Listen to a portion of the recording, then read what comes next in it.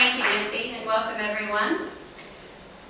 We are very fortunate to have Lee Langley to join us today to say a few words.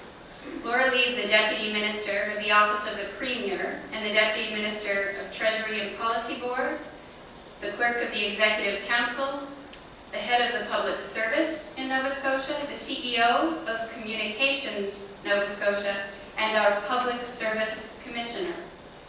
Lee has served as a board member for various professional and community organizations and is known as a champion for diversity and inclusiveness.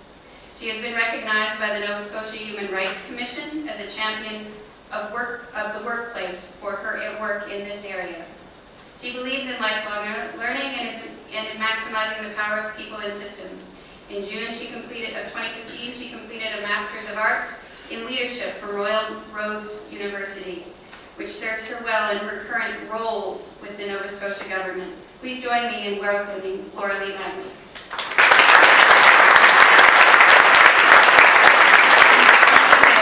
And good morning, everyone. Between Nancy and I, with the microphone will have to go up and down. Thank you for that warm welcome. As many of you may know, there is an election taking place here in Nova Scotia. It will be on May 30th. And so the Minister of Service Nova Scotia sends his regrets, and I have the privilege of being here on behalf of Minister Mark Fury and Deputy Minister and CEO Joanne Munro this morning. So it is a real pleasure to welcome you to Nova Scotia and to have the opportunity to say a few words today. As the head of the public service in Nova Scotia, I'm always in a happy place when I get to welcome people to our beautiful province. And I hear that many of you are first-timers in this part of the world. There isn't a corner of Canada that isn't absolutely beautiful, and of course our own Nova Scotia is a special jewel among our provinces and territories, at least we think so. We are renowned for our spectacular seacoast, our rich maritime history and culture, our friendly people, and of course our amazing local wines, our seafood, and our very tasty craft beer. I hope you'll have had some time already to experience our culture, our local cuisine, and our hospitality during your visit. I'm just going to say a few words about Nova Scotia, who we are and what we're up to before I get to say a couple of words about the work we're doing at Service Nova Scotia. I promise not to take up too much of your time this morning, but I have the opportunity and I just can't resist it. Nova Scotia is not only a great place to visit, it's a great place to live and an excellent place to do business, to learn, and to innovate. There are some really great things happening here right now, so it's a very exciting time to be a Nova Scotian. For example, we are supporting innovation in Nova Scotia by teaching our children coding in elementary schools. In fact, we were the very first province in this country to do this. We have many universities and other post-secondary institutions here that are attracting students from all over the world to come to Nova Scotia to learn. They are turning out very smart people with innovative ideas, and we're very proud of that. We are supporting sandboxes at Nova Scotia universities, where students and entrepreneurs can experiment with new ideas. They can access mentors, investors, and other supports to hone their business skills. We are actively welcoming people who wish to relocate and live in Nova Scotia to call our province their home. A highlight of this past year was Nova Scotia's response to the Syrian refugee crisis. In just 1 year, we welcomed 1,500 refugees to this province, which is big news for a province our size. And I understand you're going to hear from one of the refugee families' success stories at lunchtime tomorrow. And in 2017-18, we'll continue to work with our partners in the settlement sector and with our communities to help new Nova Scotians make their lives here. Another very exciting advantage for Nova Scotia, I'm sure you've noticed it, is our ocean and our ocean technology sector. Well, it's not just our ocean, but we think it is. We're surrounded by it, only a very narrow strip of land that connects us to our neighboring province of New Brunswick, so we're almost an island. Ocean activities account for roughly 22,000 jobs in Nova Scotia, with a GDP impact of $1.7 billion here. We are seizing the opportunities that the ocean economy provides. Nova Scotia is already recognized as an international leader in oceans because of our seafood and shipbuilding, and now so very much more. We have unique expertise and understanding of the ocean. We have a concentration of oceans-related research, We have research labs, post-secondary educational programs, industry associations, and public service programs. That includes over 400 PhDs in sector-related work here in Nova Scotia. Throughout this province, entrepreneurs, established businesses, our academic community and government are partnering and collaborating to ensure we develop a world-class ocean economy.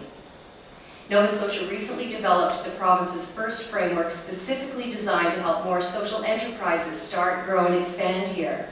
In fact, we're taking deliberate action to help strengthen social enterprise here, and we're working in partnership with this sector to accomplish this. And just last year, under Haley Clark's leadership, Service Nova Scotia introduced new business designation called Community Interest Company, which again is to help our social enterprise sector to grow and succeed in Nova Scotia. So these are just a few examples of why it is so exciting to live, work, and learn in Nova Scotia right now. And one of the reasons why I couldn't resist the opportunity to take just a few moments to share that exciting, well, it's exciting to us, that exciting information with you. But I would like to just take a couple of minutes now to speak about innovation and how about innovation thinking factors into our registries. Many things come to mind when we hear the word innovation. To some, it means new technologies. To others, it's synonymous with invention.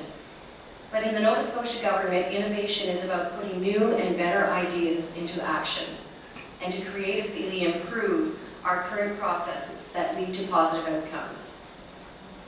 As the head of the Nova Scotia Public Service, I believe our employees are one of our biggest opportunities for innovation.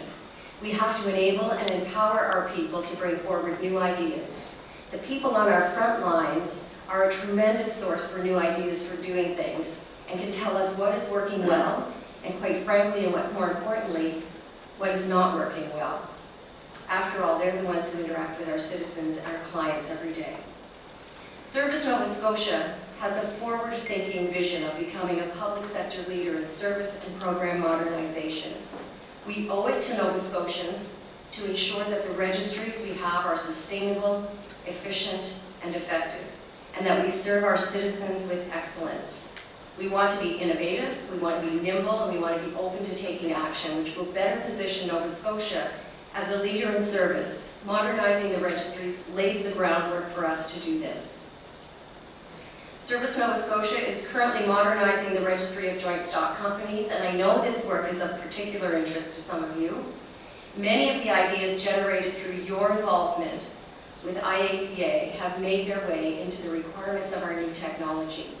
What you may not know is that government is also planning to modernize our other major registries, the land registries, the vital statistics registry, and the registry of motor vehicles.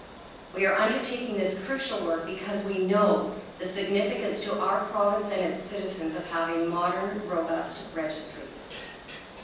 Nova Scotia is a great place to establish roots to raise a family and to start a business. And the modernization of these services is based on how people actually live their lives.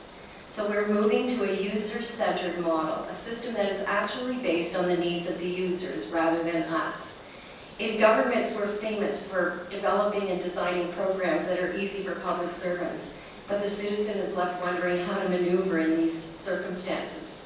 So Service Nova Scotia is actually leading all of government with a user-centered approach to the way they do their business. The UK has done a ton of amazing work in this area. We've actually adopted their principles unabashedly to guide us through our journey and to keep us moving forward, because you don't have to reinvent the wheel when we can all share the wonderful breakthroughs that we've had.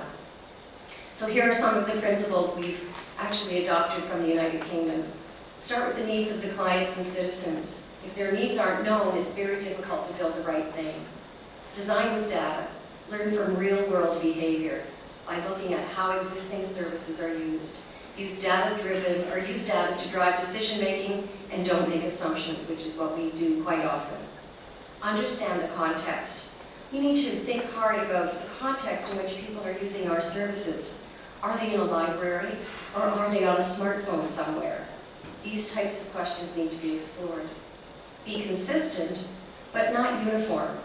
Use the same language and the same design patterns when you can, because it will help people become familiar with your language.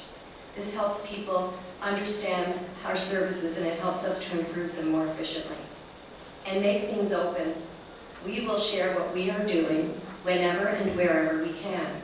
We will share code, designs, ideas, intentions, and we will share the failures so we can all learn from them. The more eyes that are on a service, the better it gets. Mistakes are spotted and better alternatives are pointed out, and so the bar is raised. So let's all do that. We know our citizens and clients are expecting more for us each and every day, and they expect higher levels of service. They expect government services to be easy to access and efficient to use. They expect that the programs and services we deliver to them are modern and responsive to their needs. They expect professional quality service. Clients want to comply, but they want it to be easy too, and so it should be.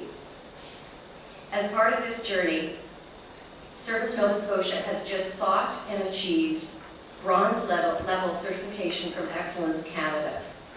This achievement is significant because this is a rigorous standard that applies to both public and private sector. Excellence Canada focuses on organizational excellence and innovation, and it also emphasizes wellness, recognizing, as we do, that our employees are crucial to our success. The Excellence, Innovation, and Wellness standard is progressive. It strongly supports government's innovation priority and the work we're all doing to put clients at the front of everything we do. I would like to congratulate and applaud each of you for the work you do in the business registries and registry operations. It's great to see this level of engagement and collaboration on such an important aspect of government. I see your organization as a principal instrument for positive change. Its mission and the work you're all doing to improve efficiency and effectiveness in your respective governments is helping us all to be more client-focused when delivering our programs and our services, while continuing to be accountable to our citizens and protecting the public.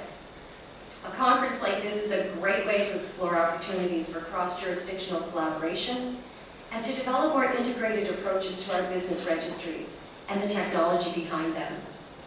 Thanks to all of you for your hard work and dedication to the future innovation of the world of registries.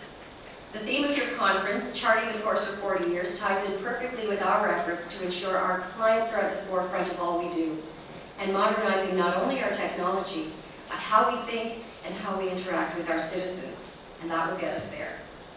I want to thank you so much for holding your conference in our beautiful Nova Scotia, and wish you a successful time here. I look forward to hearing from Haley and the Service Nova Scotia team with regard to the great work you're doing, and I want to thank you sincerely for having me here this morning, and I want you to have a wonderful time while you're here in Nova Scotia. I hope the rain stays away. Many thanks and many good wishes for a successful conference.